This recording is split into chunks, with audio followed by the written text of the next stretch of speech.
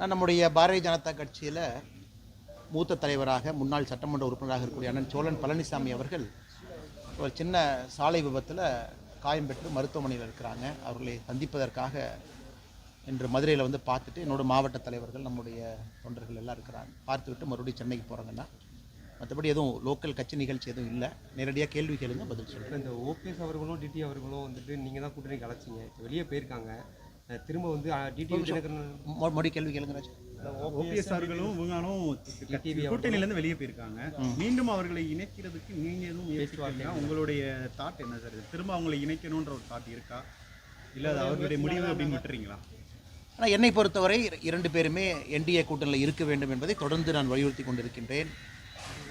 இரண்டு தலைவர்கள்ட்டையும் தொலைபேசியில் பேசுவதற்கு வாய்ப்பு கிடைக்கும் பொழுது அதே தான் நான் சொல்கிறேன்.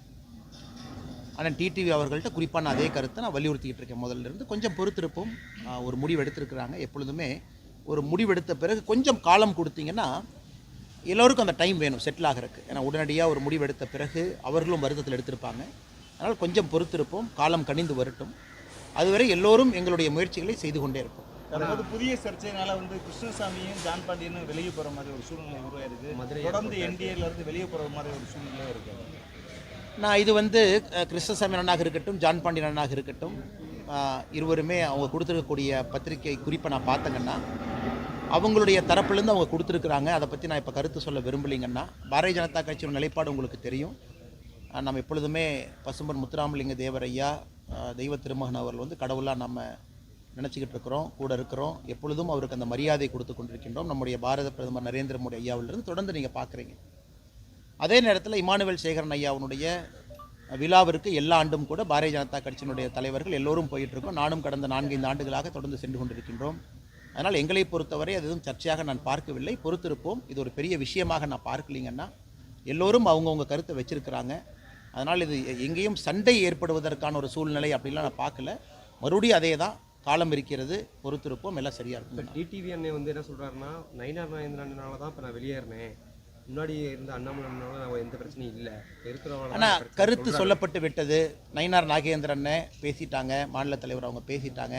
திரும்ப திரும்ப அதை நோண்டி இப்படி சொன்னாங்க அப்படி சொன்னாங்க அப்படின்னு நம்ம பேசுகிறது யாருக்குமே அழகல்ல. பிரச்சனை முடிஞ்சதுன்னு தான் நான் பார்க்குறேன். ஒரு கருத்து வச்சிருக்கிறாங்க, இன்னொரு பக்கம் கருத்து சொல்லியிருக்கிறாங்க. அதோடு முடித்து விட்டு அடுத்த வேலையை பார்க்க எல்லோருமே போகணும். நான் ஏற்கனவே சொன்னது போல் காலம் கனிந்து வரட்டும், கொஞ்சம் பொறுமையாக இருப்போம். இன்றைக்கே திரும்ப திரும்ப அதை நோண்டி குத்தி இப்படி சொன்னாங்க அப்படி சொன்னாங்க நீங்கள் என்ன சொல்கிறீங்க அப்படிங்கிறது அரசியலில் சரியாக இருக்காதுங்கன்னா, டிடிவி தினகரன் அண்ணனை பொறுத்தவரை நான் தொடர்ந்து சொல்வது இதுதான். ஒரு நல்ல தலைவர். என்டிஏ கூட்டணியில் 2024 வந்தாங்க. பாரதிய ஜனதா கட்சி தமிழகத்தை வழிநடத்தி கொண்டிருக்கக்கூடிய அண்ணன் நயினார் நாகேந்திரன் அவர்கள் எங்களுடைய தலைவர். அதனால் எங்கேயும் கருத்து வேறுபாடுகளுக்கு இடம் இருக்காது. பொறுத்துருங்க. இன்னும் 7-8 மாதம் இருக்கும் பொழுது இன்றைக்கே அவசரம் பண்ணணும். ஆளுங்கட்சியை பார்த்து ஆளுங்கட்சி வந்து தாவேக்காவை பார்த்து உச்சகட்ட பயத்தில் இருக்கு அப்படின்னு விஜய் சொல்லியிருக்காரு. திமுக அண்ணா, அதாவது இன்னைக்கு சகோதரர் விஜய் அவர்கள் கட்சி ஆரம்பிச்சிருக்கிறாங்க. மதுரை மண்ணில், இதே மண்ணில் வந்து இப்போ தான் மாநாளெலாம் நடத்தி முடிச்சிருக்கிறாங்க.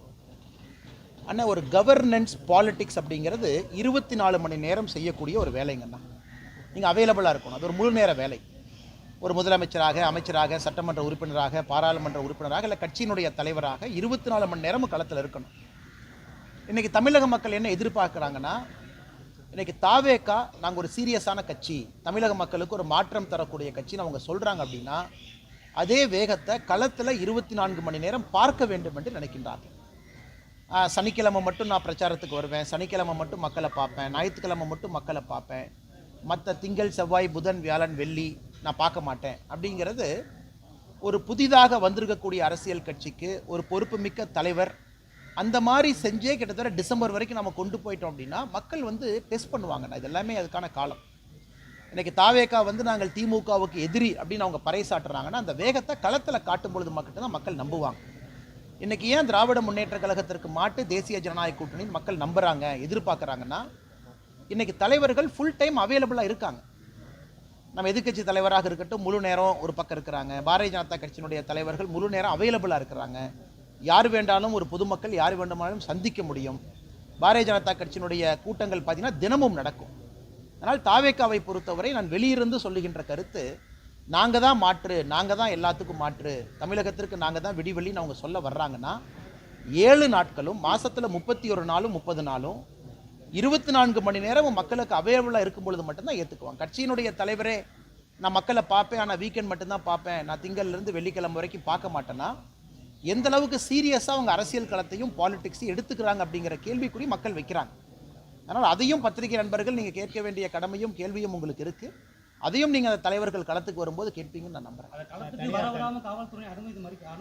ஆனால் காவல்துறையை பொறுத்தவரை ஏதோ இவங்க மட்டும் காக்கைக்கு பொன் குஞ்சு நல்ல குஞ்சு தன் குஞ்சுன்னு சொல்கிற மாதிரி காவல்துறை வந்து தாவேக்காவை மட்டும் மறுத்தாங்க. நாங்களும் யாத்திரை செய்திருக்கின்றோம், காவல்துறையை மறுத்தாங்க.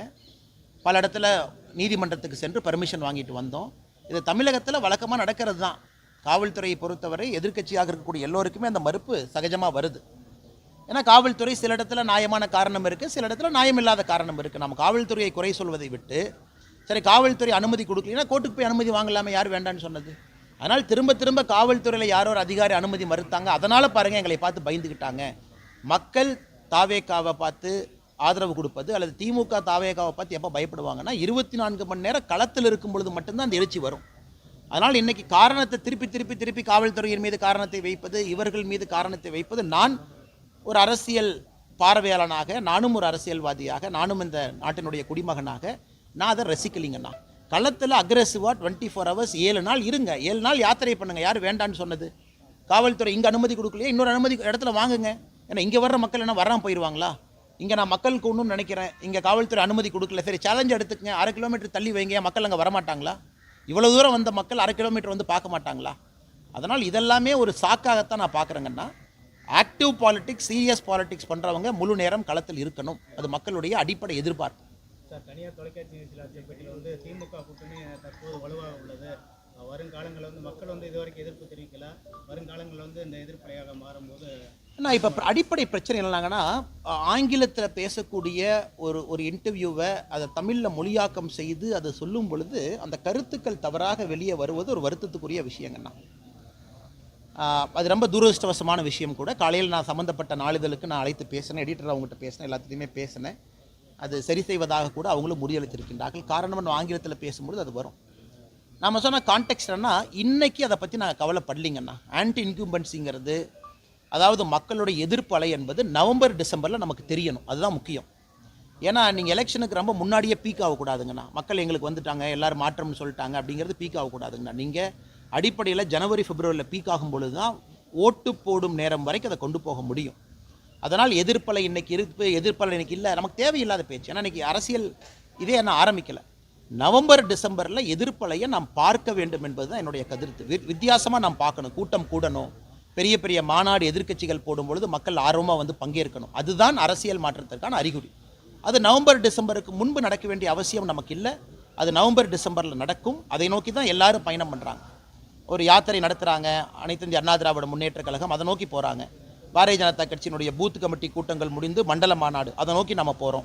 நம்முடைய கூட்டணி கட்சி நண்பர்கள் எல்லோரும் நவம்பர் டிசம்பர் ஜனவரி நோக்கி போகிறாங்க. அண்ணன் ஜான் பாண்டியன் அவர்கள் சமீபத்தில் திண்டுக்கல் ஒரு மாநாடு நடத்தியிருக்காங்க, அதை நோக்கி போகிறாங்க. அதனால் எனக்கு விசிபிளாக கேட்டிங்கன்னா நவம்பர் டிசம்பரில் பெரும் பொதுக்கூட்டங்களில் சாதாரணமான பொதுமக்கள் கட்சி தொண்டர்களை தாண்டி ஆர்வமாக பங்கேற்க ஆரம்பிக்கும் பொழுது அரசியல் மாற்றத்துக்கான அறிகுறி தெரியும். அதனால் இது புது ஸ்டைல் எப்படின்னாங்கன்னா, நாம் ஒன்று பேசுவோம், அதை ஏதாச்சும் ஒரு பத்திரிக்கையில் அவங்க மாற்றி போட்டுருவாங்க அல்லது வேறு மாதிரி போட்டுருவாங்க. அதை வச்சு 4 பேர் கேள்வி கேட்பீங்க, அதுக்கு நாம் ஒரு எக்ஸ்ப்ளனேஷன் கொடுப்போம். தமிழ்நாட்டில் ஒரு புது ட்ரெண்டாக உருவாகிட்டு இருக்குங்கண்ணா. அதனால் சம்மந்தப்பட்ட பத்திரிகையின் மீது எனக்கு பெரும் மதிப்பு இருக்குது. பட் இந்த நேரத்தில் ஆங்கிலத்திலிருந்து பேசும்பொழுது யாரோ ஒரு ரிப்போர்ட்டர் அதை பார்க்குறாங்க, அதை வந்து நம்ம நிறைய கருத்துக்கள் சொல்கிறோம். 34 நிமிஷத்தில் நம்ம அவ்வளோ விஷயங்கள் பேசும்பொழுது அதில் ஒரு லைன் எடுக்கிறாங்க, அதை அவங்க மொழிபெயர்த்து போடுறாங்க. ஆனால் நான் சொன்ன கருத்து அது இல்லைங்கண்ணா. நன்றி. ஓபிஎஸ் ஆதரவு எம்பி வாக்கு அளித்திருக்காரு, அதை எப்படி பார்க்கணும்? என்ன வாக்களிச்சிருக்காங்கண்ணா? ஆமாங்கண்ணா. அண்ணா அண்ணா அண்ணா அண்ணா அது வந்து எதிர்பார்த்தது தானுங்கண்ணா, அது எதிர்பார்த்தது தானே. அதில் வந்து முதல்ல அவங்க ஆதரவு கொடுத்தது தான், அண்ணன் வரவேற்றது தான். இன்றைக்கி என்டிஏல இல்லை அப்படிங்கிறது இல்லைங்கன்னா, முதல்ல ஆதரவு கொடுத்தாங்க. ஒரு தமிழர் வருவதற்கான ஒரு பெரிய வாய்ப்பு. அதனால் இது எப்பவுமே தொடர்ந்து பார்க்குறது, இதுக்கு முன்பு கூட இல்லை, தொடர்ந்து பார்லிமெண்ட்டில் எப்பவுமே நமக்கு வந்து பாரத பிரதமர் நரேந்திர மோடி ஐயா அவர்களுக்கு ஆதரவாகத்தான் எப்பொழுதுமே ஓபிஎஸ் ஐயா இருந்திருக்கிறாங்க. அவர் சம்பந்தப்பட்ட எம்பிக்கள் இருந்திருக்கிறாங்க, அதில் எந்த மாற்று கருத்தும் இல்லை. இன்றைக்கி நடந்திருப்பதும் அப்படித்தான் நான் பார்க்குறேங்கண்ணா. சரி பார்ப்போமாங்கண்ணா, இந்தாங்கண்ணா. Thank you brother. ஒரு லெமன் கொடுத்துட்டு போகிறேன். Take care. பார்க்கணும் எல்லாத்துக்கும்.